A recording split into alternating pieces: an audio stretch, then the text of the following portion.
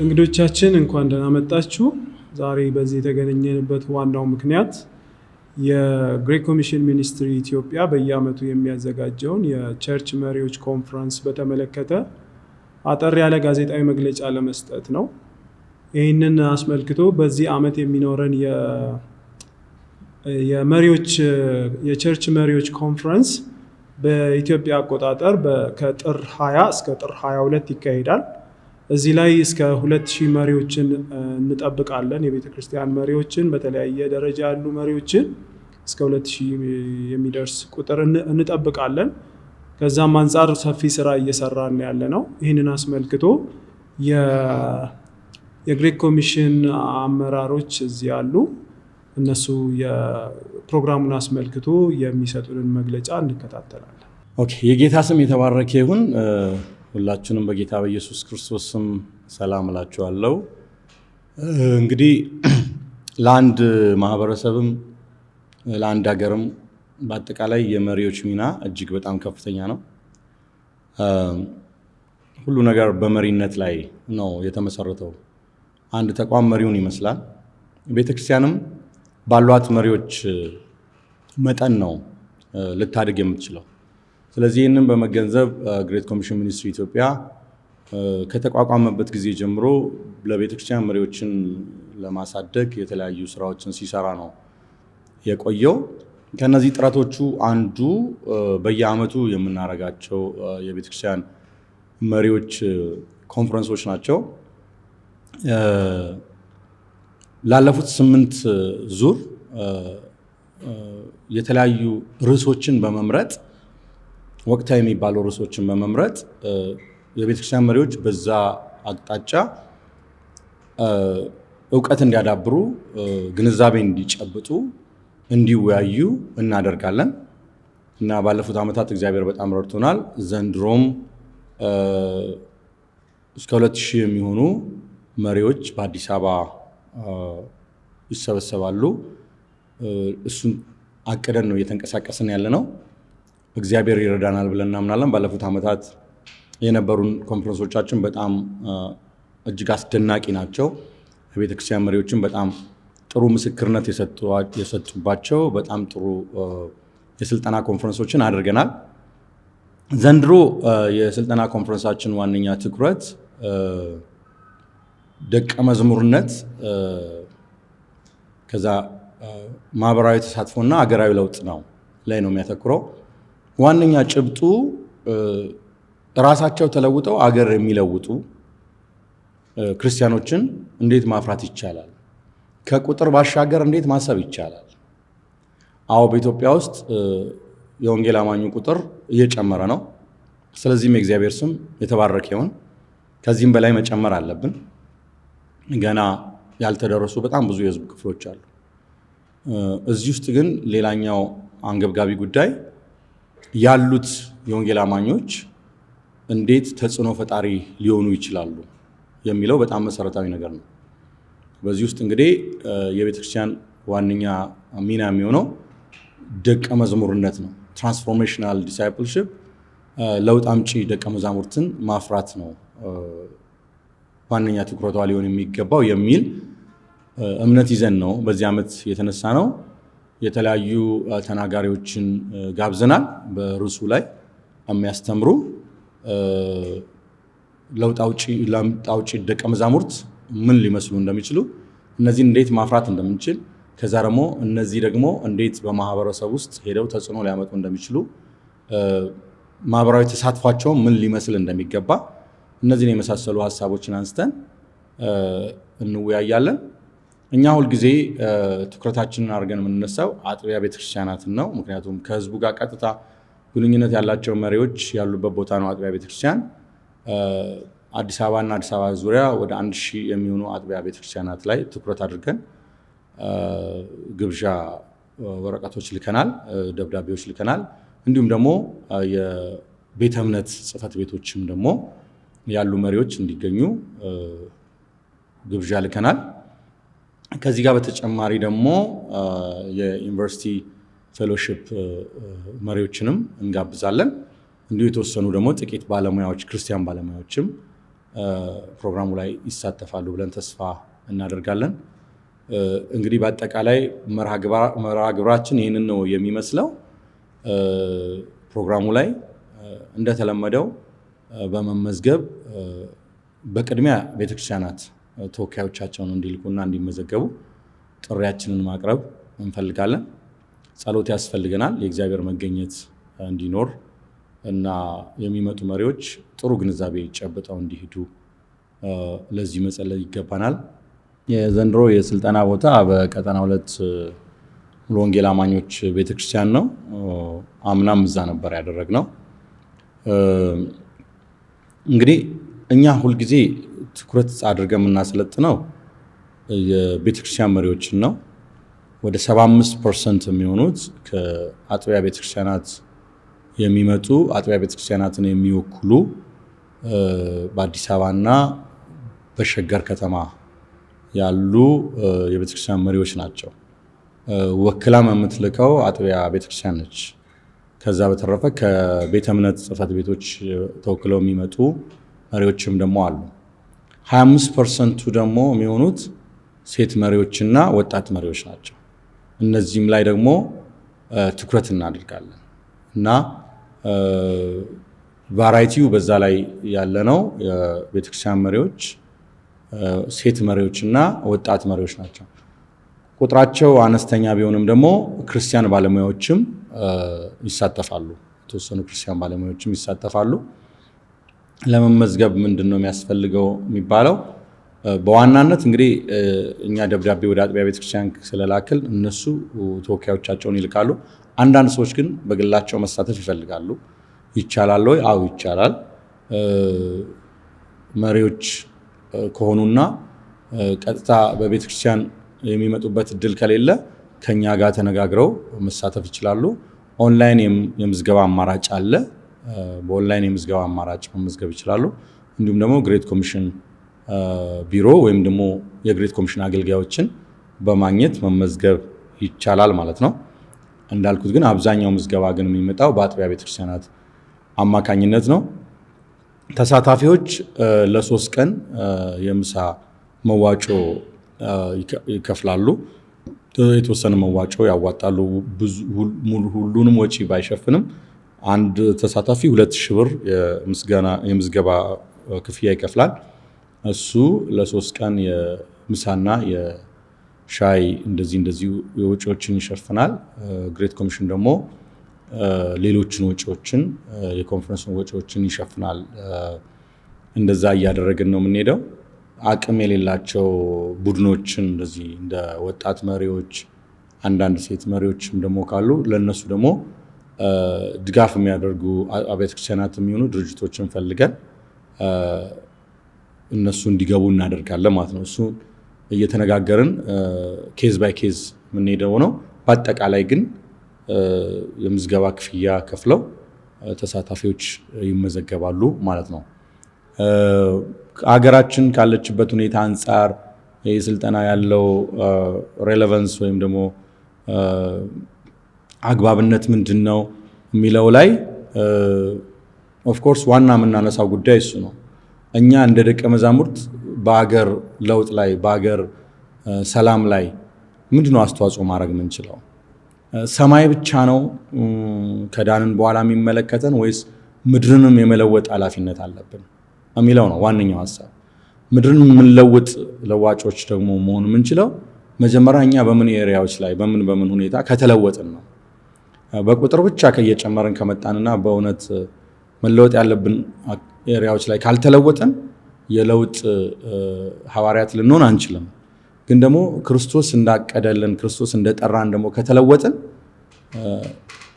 ምድራችን ውስጥ ለሚነሱ ብዙ ችግሮች የመፍትሄ አካል ሆነን መቆም እንችላለን። ሰላምን በተመለከተ፣ የእርስ በርስ ግንኙነትን በተመለከተ፣ እርቅን በተመለከተ፣ ከዛ በተረፈ ደግሞ ኢኮኖሚ ፕሮግሬስ ለውጥን በተመለከተ ደቀ መዝሙርነት ከነዚህ ጋር ሁሉ እንዴት ይያያዛል? መልካም አስተዳደርን በተመለከተ እነዚህ ሁሉ ነው የሚዳሰሱት። ለዛ ነው ርዕሳችን ደቀ መዝሙርነት ማህበራዊ ተሳትፎ እና ሀገራዊ ለውጥ። አንድ ሰው እውነተኛ ደቀ መዝሙር ከሆነ ደቀ መዝሙርነቱ የሚገለጠው ማህበረሰብ ውስጥ በሚያደርገው ተሳትፎ ነው። የሚያደርገው ተሳትፎ ደግሞ ጤናማ መሆን አለበት። ለማህበረሰብ የሚጠቅም አስተዋጽኦ የሚያደርግ በጎ አስተዋጽኦ የሚያደርግ ተሳትፎ ማድረግ አለበት። በጎ አስተዋጽኦ የሚያደርግ ተሳትፎ ካደረገ ደግሞ ይሄ አገርን በመለወጥ ውስጥ የሚኖረው ሚና ምን ይመስላል? ከዛ በተጨማሪ ደግሞ የምናነሳቸው ሀሳቦች ራሳቸው ተለውጠው ማህበረሰባቸውን የለወጡ የደቀ መዛሙርት ምሳሌዎችንም እናነሳለን። ከኢትዮጵያም ውጪ ምሳሌ የሆኑ ደቀ መዛሙርትን እናነሳለን። እንግዲህ ስልጠናው በዛ ዙሪያ ነው። የቀረውን ደግሞ ወንድሞቼ መጨመር ይችላሉ። ዶክተር ገለታ ስሜሶ አለ እዚህ የግሬት ኮሚሽን የቦርድ አባል ነው። እሱም እዚህ ላይ ተጨማሪ ሀሳብ እንዲያካፍል። ሁላችሁንም በጌታ በኢየሱስም ሰላም እላችኋለሁ። ያው ቀደም ሲል ሲነገር እንደሰማችሁት ላለፉት በርካታ ዓመታት በዚህ በአዲስ አበባ እንደዚሁም በተወሰኑ የክፍለ ሀገር ቦታዎች ሲሰጥ የነበረው የመሪዎች ዓመታዊ ስልጠና ነው።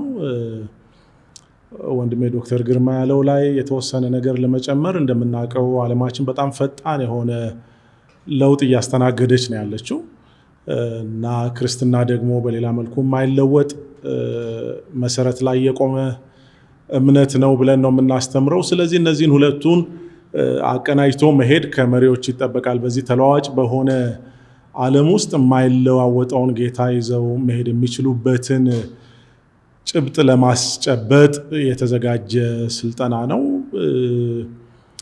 ሁለት ነገሮች ላይ ፎከስ ያደርጋል። አንዱ የደቀ መዝሙርነት ህይወት ነው።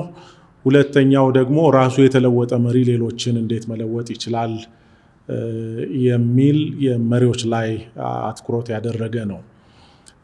እንግዲህ ይህንን ካልን አሁን እኔም በግሬት ኮሚሽን ቦርድ ስም የማቀርበው ጥሪዎች በተለያየ መንገድ እየተደረጉ ነው ያሉት። ለአብያተ ክርስቲያናት፣ ለቤተ እምነቶች መልእክቶች ደርሰዋል።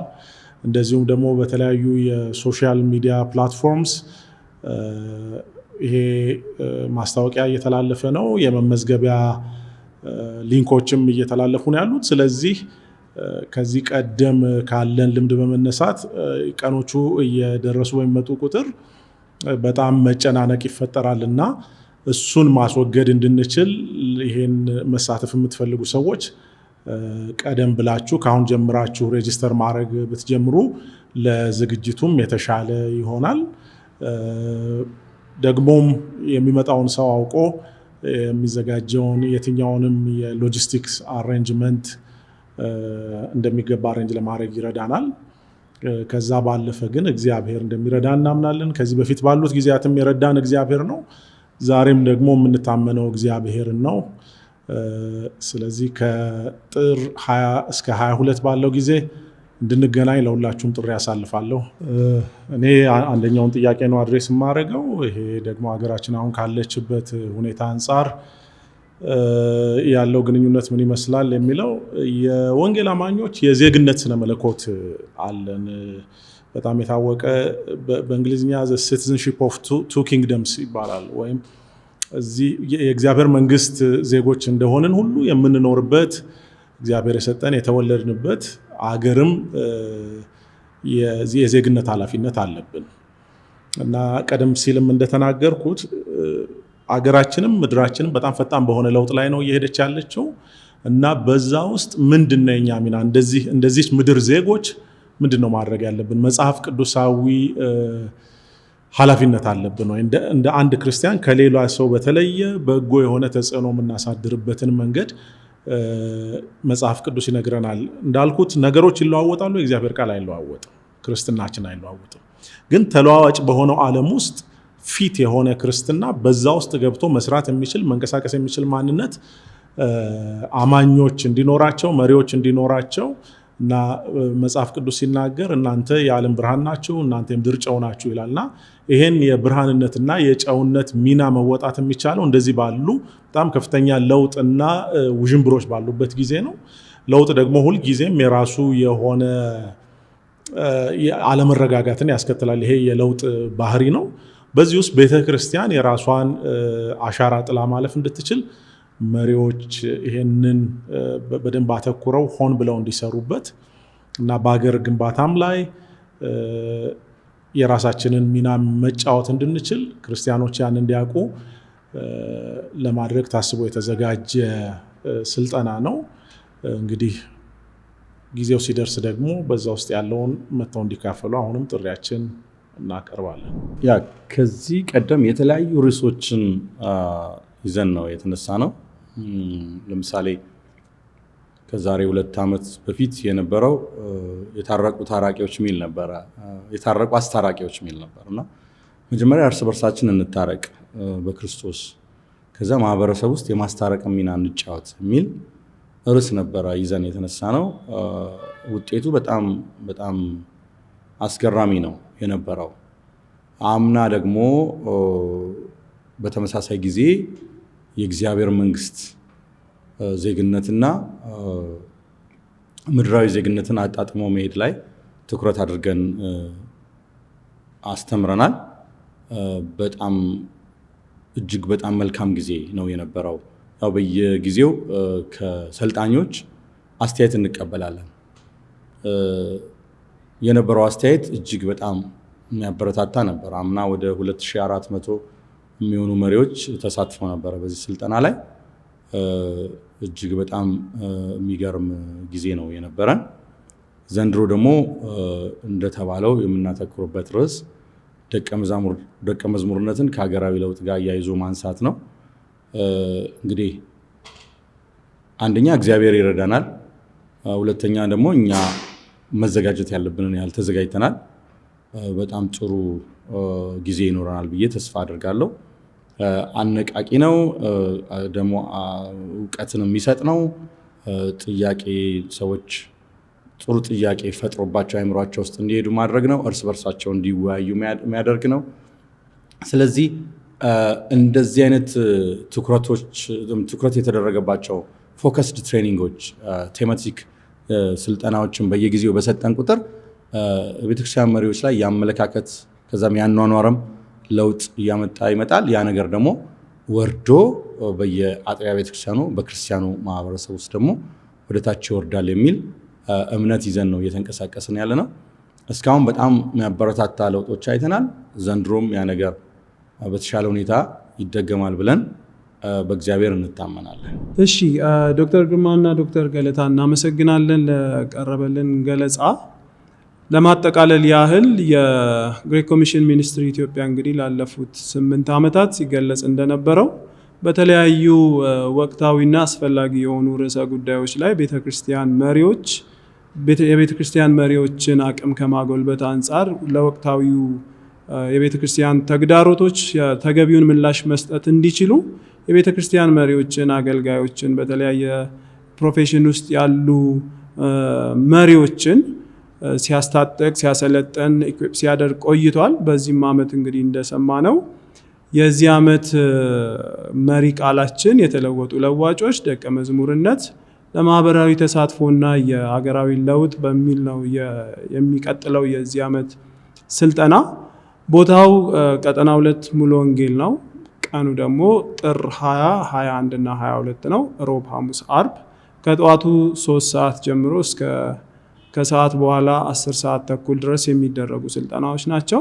እነዚህን ስልጠናዎች በጊዜ በመመዝገብ ቦታም ሳያልቅብን ተመዝግበን የቤተ ክርስቲያን መሪዎች፣ አገልጋዮች፣ በተለያየ የመሪነት ሌቭል ላይ ያላችሁ ሰዎች ወደዚህ ስልጠናዎች መጥታችሁ ደረጃውን የጠበቀ ጊዜውን የሚዋጅ ስልጠናዎችን እንድትወስዱ ጥሪ እናቀርባለን። ሁላችንንም እግዚአብሔር ይባርካችሁ። እንግዶቻችንንም እናመሰግናለን።